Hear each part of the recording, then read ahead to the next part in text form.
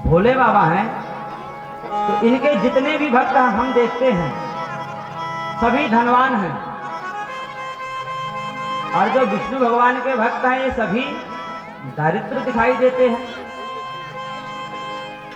जबकि भोले बाबा तो फक्कड़ अवघड़ रानी है और विष्णु भगवान तो दिव्य अलंकार धारण करते हैं। फिर इतना विपरीत क्यों? तब श्री सुखदेव जी ने बताया कि भोले बाबा ऐसे हैं कि वरदान दिया और अपना पीछा छुड़ा लेते हैं, लेकिन जो नारायण भगवान है ना, वो निरीक्षण परीक्षण करते हैं, ठोंक बजा करके देखते हैं देने लायक है कि नहीं। देने लायक होता है तभी भगवान देते हैं, नहीं तो विष्णु भगवान नहीं देते। एक उदाहरण अभी बताया, एक भस्मासुर नाम का दैत्य था, उसने भगवान से वरदान मांगा कि मैं जिसके हाथ पर सिर रखूं, जिसके सिर पर हाथ रखूं तो वह भस्म हो जाए। भोले बाबा ने तथास्तु कह दिया। पार्वती जी को पास बैठे देखा तो गौरी हरण लालसा, इसने भगवान भोले बाबा की तरफ अपना हाथ बढ़ाया तो भोले बाबा ने कहा, अरे भस्मासुर ये क्या कर रहा? बोले आपने जो वरदान दिए उस पर देख रहा हूं कि वरदान सच्चा है कि झूठा। भगवान ने कहा, मेरा वरदान मुझ में ही देखेगा।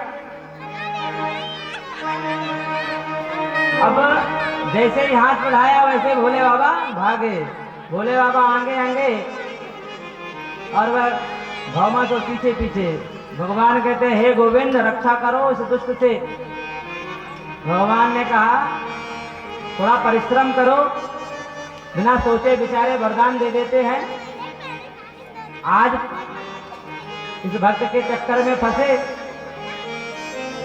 जब देखा भोले बाबा परेशान हो गए, उसी समय बटुक वामन का रूप बना करके नारायण भगवान आए और भस्मासुर से कहा, अरे शकुनी पुत्र कहाँ भागे जा रहे हो? उसने देखा, अरे छोटा सा बालक मेरे बाप का भी नाम जानता है। लेकिन फिर सोचा यदि मैं इससे बातें करने लग जाऊंगा तो शंकर भाग जाएगा। तो कहता है, मैं आपसे बाद में बात करूंगा, पहले मैं शंकर को पकड़ूं। अच्छा शंकर के पीछे पड़े हो? तुरंत आवाज लगाई, ए शंकर खड़े हो जाओ, एक कदम भी आगे मत बढ़ाना। जैसे इस प्रकार कहा वैसे भोले बाबा खड़े हो गए। पीछे मुड़ करके देखा, भगवान समझ गए प्रभु कोई लीला करेंगे। अब इसने देखा तो सोचा, अरे एक आवाज में इस छोटे से बालक ने भोले बाबा को खड़ा कर दिया। सोचा चल करके बात करता हूं। भस्मासुर आया। भगवान ने पूछा, तुम शंकर जी के पीछे क्यों भाग रहे हो? तो कहता है कि इन्होंने मुझे वरदान दिया है कि मैं जिसके सिर पर हाथ रखूंगा भस्म हो जाए, और अब मैं हाथ रख रहा हूं तो ये भाग रहे हैं। वामन भगवान कहते हैं, जैसे तुमने ये वरदान मांगा है वैसे मैंने भी एक बार वरदान मांगा था कि मैं जिसके सिर पर हाथ रखूंगा भस्म हो जाए।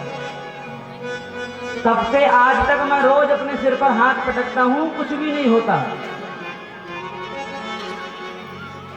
भौमासुर कहता है, अरे वामन मुझे पागल समझते हो? अगर इसका वरदान झूठा होता तो ये भागता क्यों? भगवान कहते हैं, बस यही तो विशेषता है।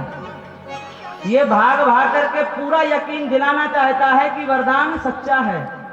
अरे ये तो भांग के नशे में भाग रहा है, तुम अपना शरीर बर्बाद क्यों कर रहे हो? अब थोड़ी सच्चाई नजर आई बात में। तो ये कहता है, तो पता कैसे किया जाए कि वरदान सच्चा है या झूठा? भगवान कहते हैं, देखो ऐसे थोड़ी होता है कि किसी के सिर पर हाथ रखे और वह तुरंत भस्म हो जाए। अरे हाथ थोड़ा ऊपर रखना सिर के, गर्मी महसूस हो तो समझ जाना वरदान सच्चा है, और गर्मी ना लगे तो समझ जाना वरदान झूठा। अब उसने सिर पर हाथ किया तो भगवान ने पूछा, गर्मी लग रही है? बोलता नहीं। भगवान ने कहा, थोड़ा और नीचे करो।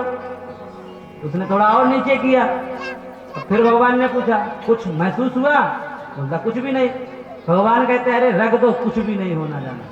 और जैसे ही उसने रखा वैसे ही जल करके वह भगवान ने समझाया, देखो आजकल के भक्त बड़े होशियार हो गए हैं, इसलिए सोच समझ करके वरदान दिया करो।